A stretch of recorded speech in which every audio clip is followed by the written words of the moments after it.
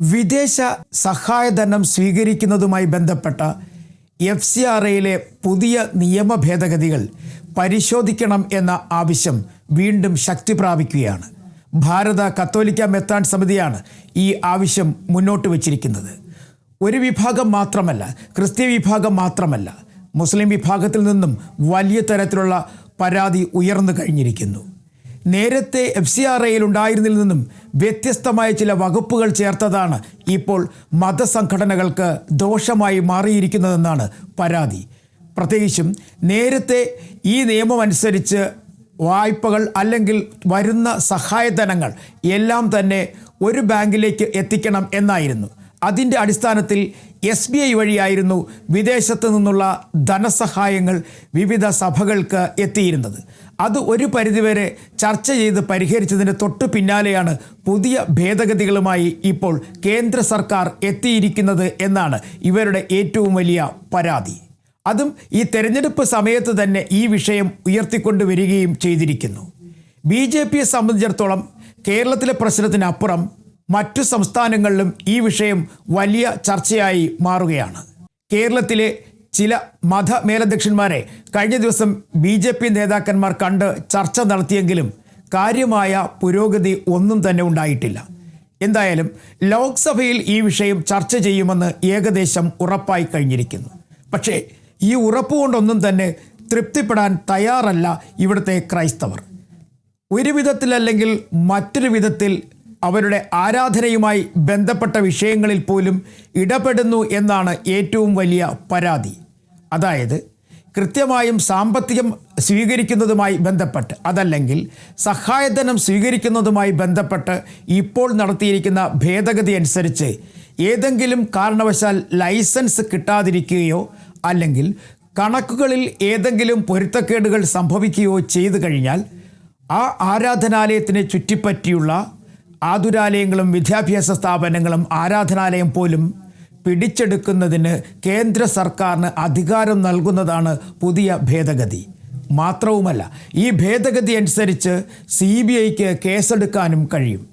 നേരത്തെ ഏതോ ഒരു സഭ, അതായത് കേരളത്തിൽ നിന്നുള്ള ഒരു ക്രിസ്തീയ സഭ കേന്ദ്ര സർക്കാരിൻ്റെ ചില നയങ്ങൾക്കെതിരെ അതൃപ്തി രേഖപ്പെടുത്തിയതിൻ്റെ പേരിൽ അവരുടെ ഫണ്ട് തടഞ്ഞു വയ്ക്കുകയും അവരുടെ ലൈസൻസ് FCRA സ്വീകരിക്കുന്നതിന് വേണ്ടിയുള്ള ലൈസൻസ് ഒഴിവാക്കുകയും ചെയ്തു എന്നൊരു പരാതി കൂടി ഉയർന്നു വന്നിട്ടുണ്ട്. ഈ സാഹചര്യത്തിലാണ് കേരളത്തിലെ ക്രിസ്തീയ സഭകളെല്ലാം തന്നെ ഒറ്റക്കെട്ടായി FCRAക്കെതിരെ വലിയ തരത്തിലുള്ള ആരോപണങ്ങൾ ഉന്നയിച്ച് രംഗത്തെത്തിയിരിക്കുന്നത്. സമയം തിരഞ്ഞെടുപ്പിൻ്റേതാണ്. അതിനു മുമ്പ് ഈ പ്രശ്നങ്ങൾ പരിഹരിക്കേണ്ടത് BJPയാണ്. BJP അതിനുവേണ്ടിയുള്ള ശ്രമങ്ങൾ നടത്തുന്നുണ്ട്. വളരെ വേഗത്തിൽ ലോക്സഭാ സമ്മേളനം വിളിച്ചു ചേർത്തുകൊണ്ട് ഈ ഭേദഗതിക്കെതിരെ മറ്റൊരു നിയമം കൊണ്ടുവരുന്നതിനെക്കുറിച്ച് പോലും BJPയെ ഇപ്പോൾ ചിന്തിപ്പിക്കുന്നു എന്നാണ് മനസ്സിലാക്കാൻ കഴിയുന്നത്. കേരളത്തിലെ, പ്രത്യേകിച്ചും മധ്യ കേരളത്തിലെ ഒരു നിർണായക ശക്തിയാണ് ക്രിസ്തീയ വിഭാഗം. അവരെ ഏതെങ്കിലും തരത്തിൽ പിണക്കി മാറ്റി നിർത്താൻ ശ്രമിച്ചു കഴിഞ്ഞാൽ അത് തിരഞ്ഞെടുപ്പിനെ വലിയ തരത്തിൽ ബാധിക്കും. കാരണം BJPയുടെ പ്രതീക്ഷകൾ ഇപ്പോൾ മധ്യ കേരളത്തിലുമുണ്ട്. തൃശ്ശൂരിൽ നിന്ന് പാർലമെൻറ്റിലേക്ക് ആദ്യം അക്കൗണ്ട് തുറക്കുവാൻ അവസരം കിട്ടി.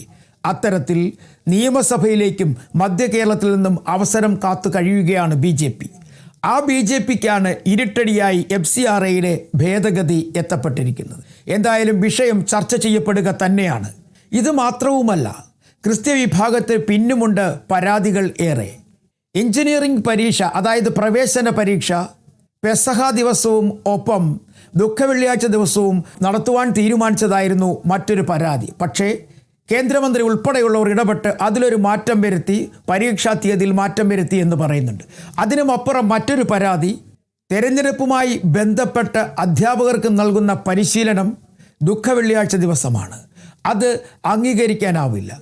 ഏറ്റവും വലിയ തരത്തിലുള്ള പ്രാർത്ഥനകൾ നടക്കുന്ന ദുഃഖവെള്ളിയാഴ്ച ദിവസം ക്രിസ്തീയ വിഭാഗത്തിൽപ്പെട്ട അധ്യാപകരെ പരിശീലനത്തിനായി നിയമിച്ചതിനോട് അല്ലെങ്കിൽ നിയോഗിച്ചതിനോട് കടുത്ത വിയോജിപ്പ് ക്രിസ്തീയ സഭകൾ രേഖപ്പെടുത്തി കഴിഞ്ഞിരിക്കുന്നു. ഒരു തരത്തിലല്ലെങ്കിൽ മറ്റൊരു തരത്തിൽ ക്രിസ്തീയ വിഭാഗങ്ങളെ അല്ലെങ്കിൽ മതന്യൂനപക്ഷങ്ങളെ വല്ലാതെ ദ്രോഹിക്കുന്ന നിലപാട് BJPയുടെ ഭാഗത്തു നിന്നുണ്ടാകുന്നു എന്നാണ് അവരുടെ ഏറ്റവും വലിയ പരാതി. ഇത് മാത്രവുമല്ല, മറ്റൊരു പരാതി ന്യൂനപക്ഷ ക്ഷേമത്തിന് വേണ്ടിയുള്ള ആ കമ്മീഷനിൽ കാര്യമായ പരിഗണന ക്രിസ്തീയ വിഭാഗത്തിന് ഇല്ല എന്ന് പറയുന്നു.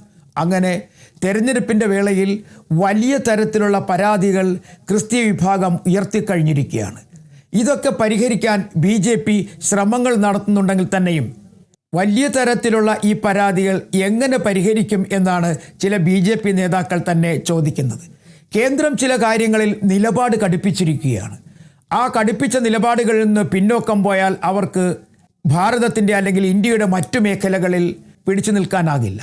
അതുകൊണ്ട് തന്നെ ചെറുതല്ലെങ്കിൽ തന്നെയും ഒരു ചെറിയ ചർച്ചകളിലൂടെ ഒക്കെ തന്നെ പ്രശ്നങ്ങൾ പരിഹരിക്കാനൊരു നീക്കം നടത്തും എന്നുള്ളത് ഉറപ്പാണ്. അതേസമയം ക്രിസ്തീയ സഭകളിൽ തന്നെ BJPയോട് വലിയ തരത്തിലുള്ള അനുഭാവമുള്ള ചില നേതാക്കളുമുണ്ട്. അവർ ഈ അവസരത്തിൽ മൗനം പാലിക്കുന്നതിലും ഒരു വിഭാഗത്തിന് വിയോജിപ്പുണ്ട്.